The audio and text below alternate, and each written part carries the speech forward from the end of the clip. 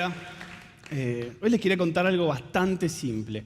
A la mañana me levanté y tomé mate, ¿sí? Y tomé mate igual que ayer, igual que hace una semana, igual que hace un mes, igual que hace un año. Y empecé a darme cuenta que ese mate era bastante parecido al mate que había tomado hace 10 años. Y no tengo ningún recuerdo de esos mates. Pero sí me acuerdo mucho del mate que estaba tomando hace más de 15 años. No sé si ustedes lo recuerdan, pero yo recuerdo absolutamente todo. Recuerdo la casa donde estaba, la habitación adolescente, el televisor 14 pulgadas, las paredes pintadas, hablar con mi mamá. Fijé muchísimos esos recuerdos gracias a un evento que me sorprendió. Entonces, en algún punto, existe en nuestra cabeza un botón que pone rec. Bueno, en este momento les tengo que contar que esto es un cassette virgen, ¿sí?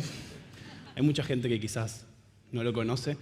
Es difícil explicar cassette y virginidad en una misma frase, así que voy a tratar de no explicarlo. Pero el cassette virgen tenía en mi adolescencia algo absolutamente espectacular, que era me podía quedar con un pedacito de mi vida, podía retener un recuerdo en esa tecnología.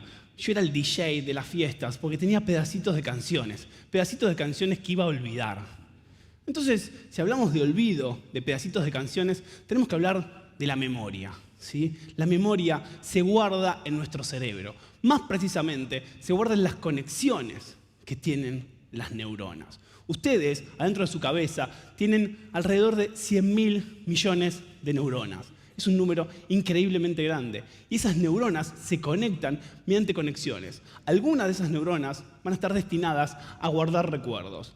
A los científicos nos encanta separar y clasificar cosas, así que voy a clasificar las memorias por el tiempo, ¿sí? Tenemos recuerdos de corto tiempo, esos que duran minutos, quizás horas, y tenemos recuerdos de largo tiempo. Y para eso les quiero contar una anécdota personal. El año pasado mi abuela, cuando cumplió 103 años, me pidió un deseo que fue: quiero que me lleves a la casa donde yo pasé mi adolescencia. Llevamos a la abuela a ese lugar, nos paramos enfrente de lo que para ella era una farmacia y me dijo: yo en esa terraza vi algo increíble, algo único. Yo en esa terraza vi pasar un avión por mi cabeza. Y el tipo que lo comandaba, me acuerdo perfectamente, que se llamaba Ramón Franco.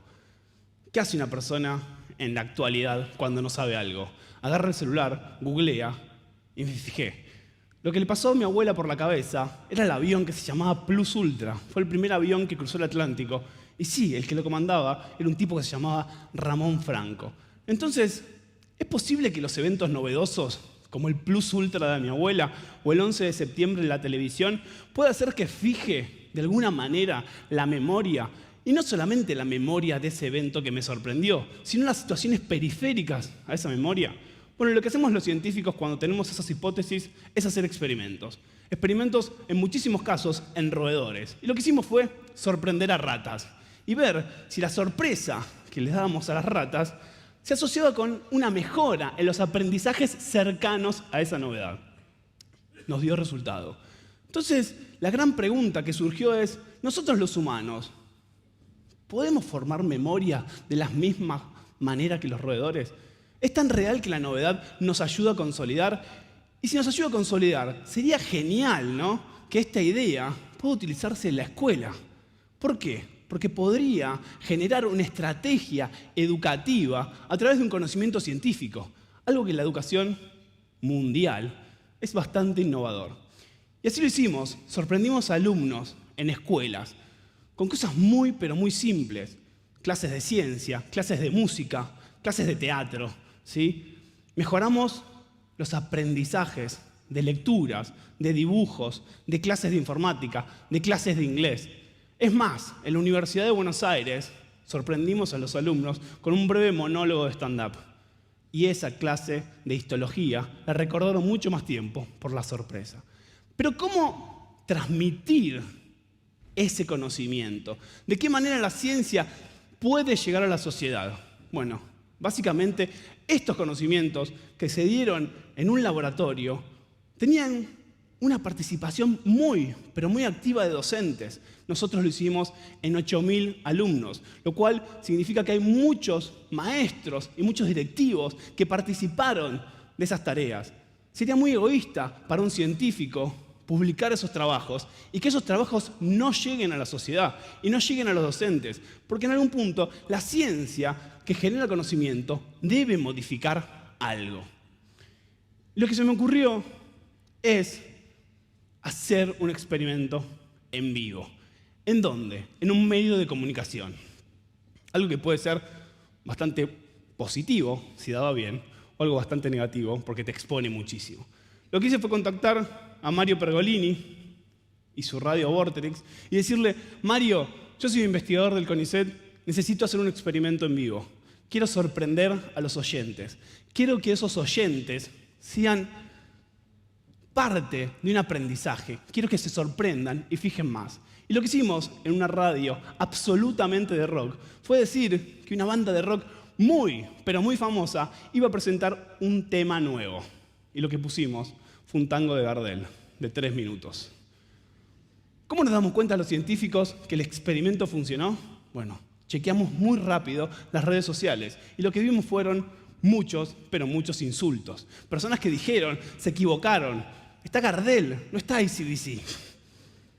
Ese fue el indicio de entender que cuando los fuimos a testear a los días siguientes, todos los recuerdos asociados a ese evento que dura 3 minutos estaban mucho más consolidados que los del resto de la mañana. Entonces, existe una transferencia entre el conocimiento científico y la sociedad. Pero en realidad, lo que tenemos que hacer es cambiar la educación. Cambiar la educación a través del conocimiento. Cambiar la educación a través de la ciencia. Y lo que se me ocurrió fue acortar la brecha entre la escuela y los laboratorios. Y lo que formé fue una ONG que se llama Educando al Cerebro. Educando al Cerebro está formado por muchos, pero muchos científicos que laburan absolutamente gratis. Es totalmente ad honorem. Donde participan muchos docentes. Y una de las primeras premisas que nos dijeron fueron: esto no va a funcionar. Básicamente, el colectivo docente es absolutamente conservador. Nunca les va a llegar una idea científica. Se van a oponer absolutamente a todo. Bueno, se equivocaron. Se equivocaron y por suerte. Porque empezamos a llenar teatros en distintas ciudades. Es más, llenamos un teatro en Paysandú, ¿sí? En Uruguay. No sé si lo conocen algunos o algunos estuvieron. Pero fue impresionante ver 900 personas en otro país. Exportar ciencia. Ciencia que se había hecho con 2 pesos y con muchísima voluntad. Recorrimos algo así como 16 jornadas. Participaron más de 15.000 personas, 15.000 docentes. Que si eso lo extrapolamos a que si ese conocimiento lo llevan a las aulas, es mucho más grande la cantidad de niños que van a poder entender cómo funciona el cerebro. Podemos modificar el cerebro de los chicos. Podemos modificar el cerebro de esos chicos para que aprendan más. Podemos usar la ciencia para mejorar el sistema educativo. Hoy presentamos un libro, no solamente acá, sino en Buenos Aires. En realidad son 5.000 libros que entregamos gratuitamente, en los cuales participan más de 35 investigadores de todo el mundo, para llegar a esos docentes. No para llegar como una idea, para consolidar conocimiento, para que la ciencia en algún punto de sus vidas les dé un contenido, una motivación, una forma de entender que hay un cambio. Porque sabemos y estamos convencidos que más ciencia es más libertad. Muchas gracias.